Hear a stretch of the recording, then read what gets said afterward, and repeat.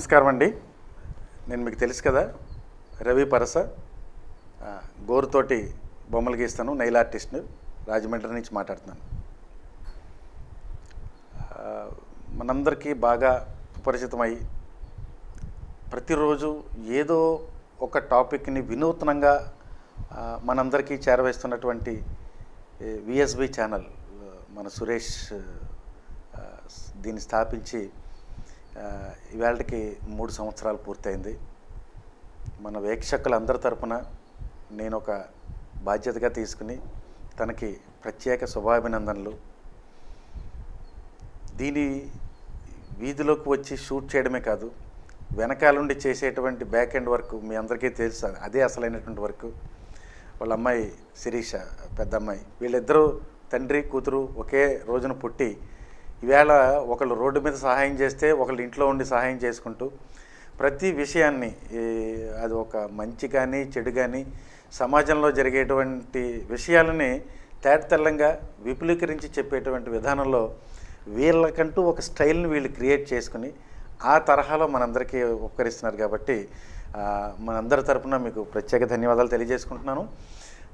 ఈ 4వ సంవత్సరం నుంచి మా అందరి కోరిక ఏంటంటే దీన్ని మరింత ఉన్నత స్థానానికి వెళ్ళి రావలసిన అన్ని రకాల గుర్తింపులు ప్రభుత్వ పరంగా కానీ ప్రజల పరంగా కానీ అన్నీ కూడా వీళ్ళకి ఆశీర్వచనాలు ఉండాలని చెప్పి ఇంకా మంచి మంచి ఎన్నో విశేషాలు, వార్తలు మనందరి సహాయ సహకారాలతో వీళ్ళకి ఉండాలని కోరుకుంటూ ఈవేళ మంచి మాట అనేటువంటి ఒక కొత్త శీర్షికని వీళ్ళు మొదలు పెట్టడం జరిగింది.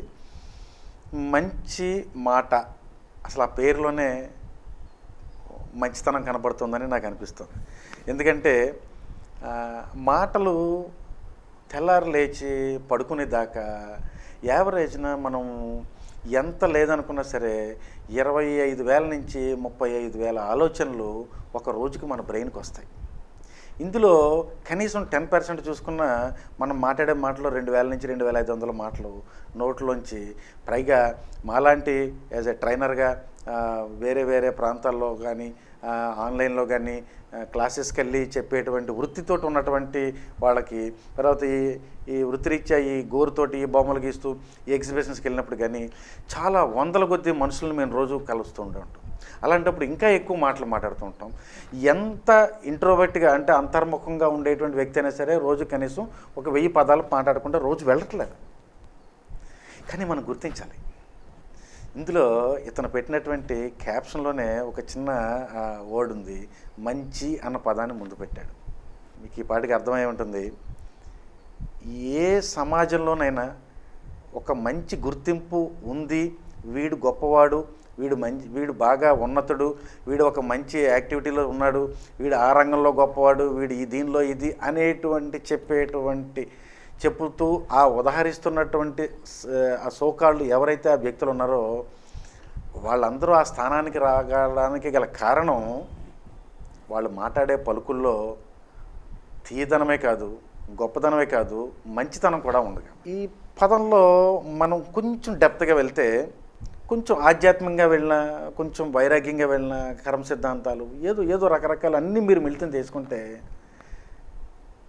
మీరుండే ప్రాంతంలో మనకంటూ మనం ఎక్కడైతే నివసిస్తున్నామో ఆ ప్రాంతంలో పలానా రవి పరస అంటే తెలుసా అంటే ఓకే బాగా మాట్లాడతారు అని అనుకుంటారు. లేదా ఇంకో పలానా ఇవాళ కందుకూరు వీరేశలింగం గారి గురించి మాట్లాడుకుంటాం, టంగుటూరు ప్రకాశం గారి గురించి ఆ తరంలో వ్యక్తుల దగ్గర నుంచి ఈవేళ గరికపాటి నరసింహరావు గారు కానీ, చాగంటి కోటేశ్వరరావు కానీ, పూజ్యులు సామవేదం షణ్ముఖ శర్మ గారు కానీ, మైలవరపు శ్రీనివాసరావు గారు ఇలాంటి గొప్ప గొప్ప మంచి మనసు ఉండేటువంటి వ్యక్తులు చూడండి. ఇప్పుడు నేను మాట్లాడే మాటలో కూడా మంచి అన్నది యాడ్ అయిపోయింది ఆటోమేటిక్గా.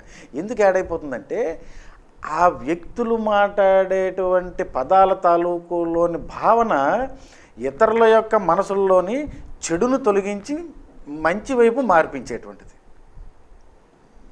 అందుకే ఈ ఛానల్స్, మీడియా వాళ్ళందరికీ మనంతో ధన్యతని పొంది వాళ్ళకి కృతజ్ఞతలు చెప్పుకోవాల్సిన పరిస్థితి ఏంటంటే, మాట్లాడడం గొప్పతనం కాదు, ఎక్కువగా మాట్లాడడం గొప్పతనం కాదు, మాట్లాడే విషయంలో గొప్పతనం ఎంతవరకు ఉంటుందో, కానీ అవన్నీ కలిపి ఒక మంచి విషయాలని, అంటే ఏదైతే సమాజానికి ఉపయోగపడుతుందో, ఏదైతే ఆ మాట ద్వారా వాడి జీవితానికి ఉన్నతిని కలిగిస్తుందో, సా కళ యా విముచ్యతి అన్నారు. అటువంటి కళని మనకి అందిస్తున్నటువంటి సీనియర్స్ ఎవరైతే ఉన్నారో, పెద్దవాళ్ళు ఎవరైతే ఉన్నారో, ప్రముఖులు ఎవరైతే ఉన్నారో, ఈవేళ మన రాజమండ్రిలో తీసుకోండి, డాక్టర్ టివి నారాయణరావు గారు మనలో చాలామందికి తెలుసు. ఆయన చేసేటువంటి వృత్తిని, వైద్య వృత్తిని కూడా పక్కన పెట్టి సంస్కృతం నేర్చుకుని, సంస్కృతం ద్వారా ఆయన రామాయణ కల్పవృక్షాలు, రామాయణ భాగాలు 3 భాగాలుగా రాసి, రామాయణాన్నే ఎందుకు ఎంచుకున్నారంటే రామాయణంలో అంతా మంచే జరిగింది, ఇలా ఉంటే ఇలా బాగుంటుంది, ఇలా ఉంటే ఇలా ఉంటుంది అన్నది ఆయన ఎంచుకున్నారు కాబట్టి అదొక మార్గం.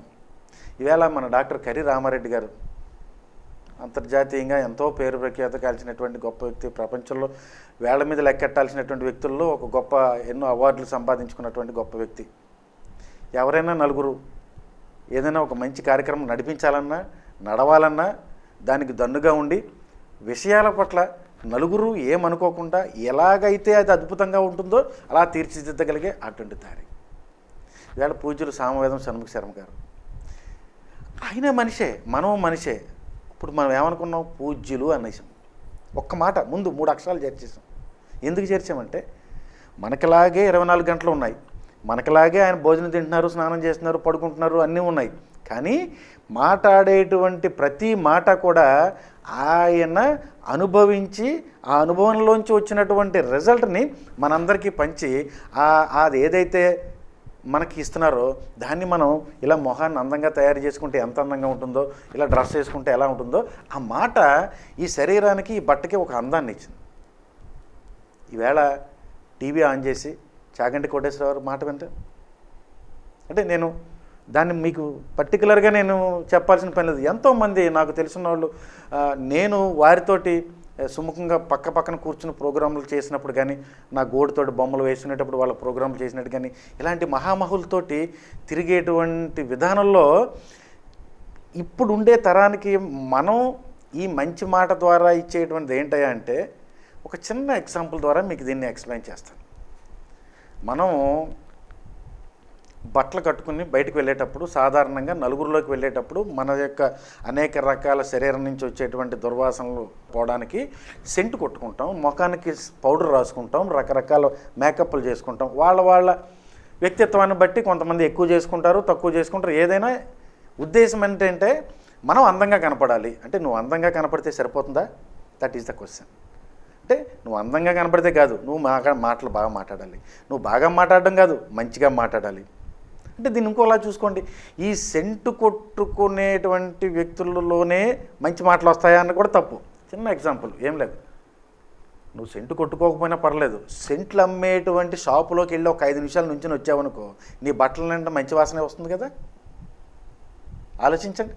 అంటే సద్గుణాలు కలిగినటువంటి గొప్ప వ్యక్తులతోటి ఈ తరం పిల్లలు ఎక్కువ సమయాన్ని కనుక కేటాయించినట్టయితే, వాళ్ళ వచ్చినటువంటి ఆ గొప్ప మంచి మంచి మనుషులు చేసిన కార్యక్రమాలు, ఈ పని చేస్తే ఎంత బాగుంటుంది, ఈ మాట మాడితే ఎంత మంచి ఉంటుంది అనేటువంటి మంచి విషయాలు నేటి తరానికి అందించిన వాళ్ళం అవుతాం. తెచ్చుకున్నాం. ఎవరు మనమే తెచ్చుకోవాలి. ఇందాక మీకు చెప్పాను కదా, సెంటు షాపులోకి వెళ్ళి నుంచుంటే చాలు, నువ్వు సెంటు కొనుక్కోకల్లా, దాని తాలూకా ఇంపాక్ట్ మన శరీరంలో ఉంటుంది, బట్టలకు అంటుకుంటుంది.